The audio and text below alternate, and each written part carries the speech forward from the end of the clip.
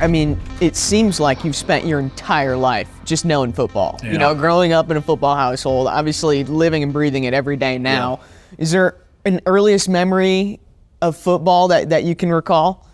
Probably just going to my dad's practices before he was the head coach at Virginia Tech. He was the head coach at Murray State. And probably just then, you know, I would have been, 4, 5, 6, 7, 8 years old, living in Kentucky at the time, and just going to practices and watching his guys run around and things like that, going on to away games, riding the team bus. Those are my earliest memories. I heard you quit football too for about a year just to travel with him a little more. Yeah, it was one of those, let me see.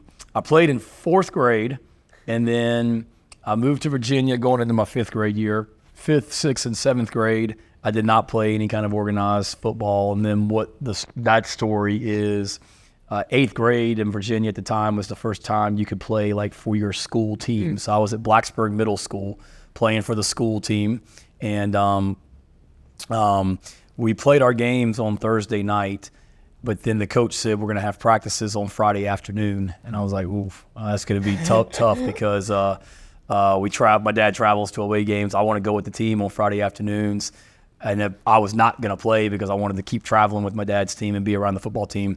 And the coach was like, no, we'll play on Thursday nights. Fridays are going to be very light, if anything. You're good. And then I ended up playing in 8th grade. You mentioned traveling with your dad's team. What was your role as just a young kid traveling with the football team? Did you have a job? Not much. I did some ball boying, helping out the officials as a ball boy.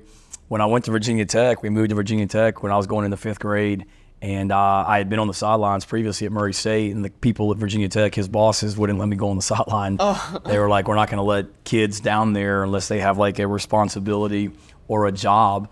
And kind of goes to show how much power my dad had at the time in 1987. But 5th grade, didn't really do anything, sat in the stands. 6th grade, and then that was back in the days of when the coaches wore the headphones. Everything now is wireless, but back then you had like headphone cables that came out of the headsets the coaches wore, and then the cables went into like a box on the sideline. So every coach needed somebody to like hold the cord to the headphones to not get them tangled up. So I was like, you know what, I can do that job. So I went to him and I said, could I be the guy that carries your cord? Yeah. And he's like, yeah, it's a great idea. So that was my role. 7th grade, 8th grade, 9th grade, 10th grade, 11th grade, senior year in high school. I was like, it was awesome being with my dad on the sidelines, right next to him for every game pretty much. You're carrying the cords. Yep. You get any practice doing that? I did. So when I found out I was going to get to do that, I actually went in our garage in Virginia,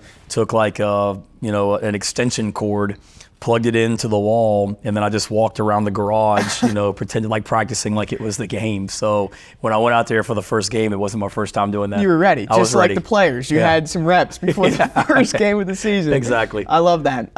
You ended up walking on, as I mentioned, to Virginia Tech and playing under your dad. What was that dynamic like of he's your dad, but then he's also the football team coach? It was tough. I was hesitant if I wanted to do it or not. I was a solid player in high school. I wasn't a great player by any stretch of the imagination. I had some smaller schools that were recruiting me to come play for them as a wide receiver.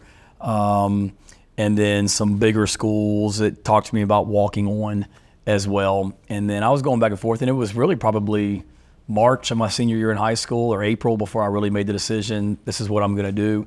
And I reached out to a lot of people, coaches who had played, or coaches' sons who had played for their dads in college, just to ask them about the experience. I ended up doing it, and I think my dad and I think we did a pretty good job of it. When we were on the practice field and at games and in the facility, he was coach, and I didn't want to be treated any differently than anybody else.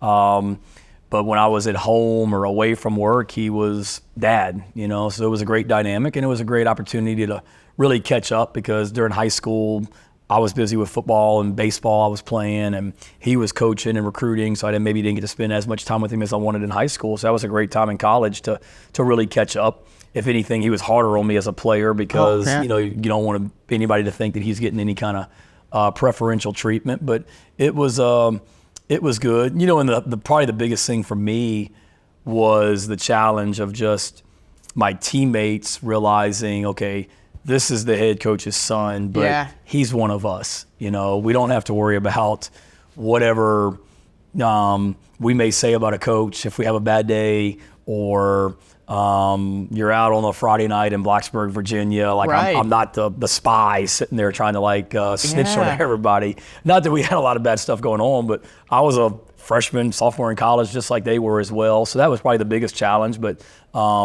not an issue. Made close friends that are still, close friends of mine today, and really glad I went through that experience. You said it wasn't an issue. Did it take much to win them over, like gain their trust? I don't know if it took much. It was a process, though. Certainly when you get there, because it was different then. Like nowadays, high school kids, because of social media, all-star games, the way the recruiting has blown up, they all know each other pretty much before they get to college. Whereas my freshman year of college was 1995. You didn't really know anybody. I mean, you maybe knew of people, but you really didn't meet the other guys that you were coming into that class with pretty much until you got there in July. Yeah. So it was one of those, you're meeting all these guys for the first time. And I think it was just being consistent, being the same person day in, day out, and trying to earn their respect, one, for hopefully my work ethic and ability to help the football team and the kind of person I was, but then also showing them that, I'm a freshman just like you guys. I like to have a good time, and don't want any of you to feel like you have to act differently around me because my dad's the head coach.